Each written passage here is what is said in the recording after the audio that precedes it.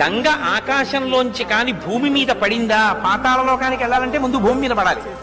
భూమి మీద కాని పడిందా, ఈ భూమి తట్టుకోలేదు, కదిలిపోతుంది భూమి. కాబట్టి భూమి యొక్క స్వరూపం పాడవకూడదు. కాబట్టి గంగని ఆకాశంలోంచి భూమి మీద పడు అని చెప్పడం కుదరదు. కానీ నేను నీకు ఒక మార్గం చెప్తాను. అలా పడాలి అంటే భూమి మీద నిలబడి గంగ పడుతున్నప్పుడు తల మీద పట్టి విడిచిపెట్టగలిగిన వాడు ఒకడు ఉండాలి. అలా పట్టి విడిచిపెట్టగలిగిన వాడు ఒక్కడే ఉన్నాడు ఈ సమస్త బ్రహ్మాండములు. వీరనాణ్యం ఇంకెవ్వడూ లేడు. పశ్యామి ఉన్నాడు, చూస్తున్నాను. ఎవడో తెలుసా? శూలినః, త్రిశూలం పట్టుకున్న మహాదేవుడు, త్రిపురాంతకుడు, త్రయంబకుడు, సదాశివుడు, పరమేశ్వరుడు, పరమశివుడు ఉన్నాడే, ఆయన పట్టుకున్నాడు. ఆయన కాని వచ్చి నిలబడ్డాడా, గంగ వచ్చి ఆయన తల మీద పడుతుంది. ఆయన తల మీద పడితే ఆయన తట్టుకోగలడు, భూమి కూడా తట్టుకోగలదు. ఆయన తల నుంచి కింద పడుతుంది. అందుకని పరమశివుడు